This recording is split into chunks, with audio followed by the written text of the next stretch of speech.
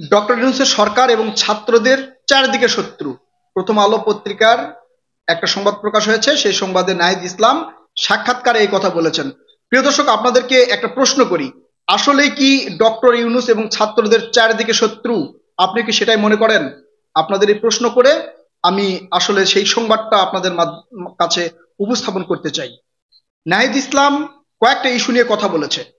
প্রথম ইস্যু নিয়ে কথা বলেছে, সে বলেছে যে বিএনপি এবং আওয়ামী লীগ একই সুরে কথা বলছে। প্রিয় দর্শক, আপনারাও এটার মন্তব্য করবেন যে আসলে একই সুরে কথা বলছে কিনা। চলুন আমরা সেটা নিয়ে দেখে আসি। প্রথম কথা হচ্ছে, ছাত্র, এই যে বৈষম্য বিরোধী ছাত্ররা কি বলল, যে মহামান্য রাষ্ট্রপতিকে অপসারণ করতে হবে। এই বিষয় নিয়ে কিন্তু আন্দোলনও হয়েছে, বঙ্গভবনে যাওয়া হয়েছে। সেখানে বিএনপি কি করলো, যে এর সাথে একত্রতা স্বীকার করলো না। না করার কারণে কিন্তু সেই ইস্যুটা মানে স্থগিত রয়েছে। সেই ইস্যু কিন্তু এখন পর্যন্ত স্থগিত রয়েছে। এখন আরেকটা বিষয়ে আসি। ধরেন যে হচ্ছে, এই যে আওয়ামী লীগের যে সকল আমলারা ছিল, সচিব থেকে শুরু করে বিভিন্ন প্রশাসনিক যেই আমলারা ছিল, এই আমলাদেরকে অনেককেই কিন্তু পদত্যাগ করাতে হয়েছে। কেউ পালিয়ে গেছে, অথবা কাউকে ওই পদ থেকে সরিয়ে দেওয়া হয়েছে। সেই সরিয়ে দেওয়ার পরে নতুন যে পদে আসছে, এই নতুন যে আমলারা আসছে ওইসব পদে তাদের কাকে বসানো হয়েছে? আপনারা কি জানেন কাদের বসানো হয়েছে? যারা বিএনপির সময় পদ বঞ্চিত ছিল, যারা পদোন্নতি বঞ্চিত ছিল, বিএনপির সময় যারা খারাপ জায়গায় ছিল, তাদেরকে এইসব জায়গায় বসানো হয়েছে। কেন এইসব জায়গায় বসানো হলো?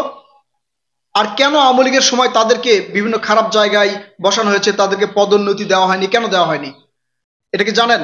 নিশ্চয় তারা হচ্ছে আওয়ামী লীগকে সমর্থন করে নাই, আওয়ামী লীগের পক্ষে কাজ করে নাই, বিএনপির পক্ষে তারা কাজ করেছে, অথবা বিএনপির সময় নিয়োগ, অথবা বিএনপির সময় তারা পদোন্নতি পেয়েছে। এই জন্য তাদেরকে আওয়ামী লীগ এইসব পদ না দিয়ে আওয়ামী লীগের মনোনীত, অর্থাৎ আওয়ামী লীগের যারা দোসর, আওয়ামী লীগের যারা কাছের, তাদেরকে কিন্তু এসব পদে বসিয়েছিল। এখন সেই পদ থেকে এদেরকে সরিয়ে বিএনপির যারা সাপোর্ট ছিল, যারা পদবঞ্চিত ছিল, তাদেরকে বসানো হচ্ছে। এই সকল সচিব বা এই সকল প্রশাসনিক যে আমলা, এইসব আমলারা কি এই বৈষম্য বিরোধী ছাত্রদের কেউ ছিল? অবশ্যই না, কারণ তারা কোন রাজনৈতিক দল ছিল না, তাদেরকে কেউ চিনতও না। এই আন্দোলন যদি না হতো, তাহলে এই সার্জিস আলম, হাসনাত আব্দুল্লাহ, নাহিদ, মাহফুজ, যাদেরকে বলেন, এদেরকে চিনতেন? আপনারা কয়জনে চিনতেন বলেন? চিনতেন না। এখন এইসব পদে কিন্তু তারা পদবঞ্চিত, আওয়ামী লীগের সময় যারা পদবঞ্চিত ছিল, তারাই এখানে বসতেছে। তার মানে লাভ কাদের বেশি হচ্ছে? প্রিয় দর্শক, আপনাদের কাছে প্রশ্ন, আসলে লাভ কাদের বেশি হচ্ছে? বিএনপির সময় যারা ভালো পজিশনে ছিল, তাদেরকেই খারাপ পজিশনে দেওয়া হয়েছে। বিএনপির সময় যারা পদোন্নতি পেয়েছে, আওয়ামী লীগের সময় তাদেরকেই পদবঞ্চিত করা হয়েছে। তাদেরকে নিয়ে এসে এই সময় বসানো হচ্ছে। এই যে যারা উপদেষ্টা নিয়োগ পেয়েছে, এই উপদেষ্টাদের মধ্যে অনেকে আছে বিএনপির সুপারিশে তারা উপদেষ্টা হয়েছে। বিএনপির সুপারিশে তারা উপদেষ্টা হয়েছে। শুধু ছাত্রদের এই 3 উপদেষ্টা ছাড়া আদার্স যারা উপদেষ্টা আছে, তারা কিন্তু বিএনপির সুপারিশে বা অন্যান্য রাজনৈতিক দলের সুপারিশে কিন্তু তারা এখানে এই উপদেষ্টা পদ গ্রহণ করেছে। এখন বলেন, এই যে ডক্টর ইউনূসকে বলা হচ্ছে ছাত্রদের সরকার, আবার বিএনপি বলতেছে যে এই সরকার হচ্ছে অনির্বাচিত সরকার। এই সরকার মানে বাংলাদেশে একটা নির্বাচিত সরকার আনতে হবে। আওয়ামী লীগ কিন্তু একই সুরে কথা বলছে। আওয়ামী লীগ কি বলছে? এটা হচ্ছে অনির্বাচিত সরকার, অসাংবিধানিক সরকার, অবৈধ সরকার। বিএনপিও বলছে যে এটা অনির্বাচিত সরকার। সুরটা কিন্তু একসাথেই মিলে যাচ্ছে। মিলে গেলেও বিএনপি কিন্তু দেশের খারাপ চায় না বলে আমি মনে করি। কিন্তু বিএনপির নেতাকর্মীদের যে বর্তমান কার্যকলাপগুলো পত্রিকায় বা গণমাধ্যমে বা সংবাদে প্রকাশ হচ্ছে, সেটা কিন্তু গ্রহণযোগ্য নয়। এগুলো কিন্তু গ্রহণযোগ্য নয়।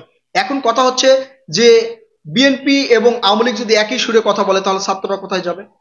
ছাত্ররা কি করবে বলেন? নাহিদ স্পষ্ট করে বলেছে, যদি আমরা রাজনৈতিক দল গঠন করি, তাহলে আমরা কি করব, এই পদ থেকে পদত্যাগ করে রাজনৈতিক দলে অংশগ্রহণ করব। কিন্তু এখন বিএনপির যে কথাবার্তা বলছে, তাতে তাদের চিন্তা ভাবনা করতে হবে, এমন কথা বলছেন। তাতে তাদের চিন্তা ভাবনা করতে হবে। প্রিয় দর্শক, আসলে এই বিষয়ে আপনাদের মূল্যবান মতামত অবশ্যই জানাবেন। আমরা আপনাদের মূল্যবান মতামত নিয়ে জনতার মতামত অনুষ্ঠান করব ইনশাল্লাহ।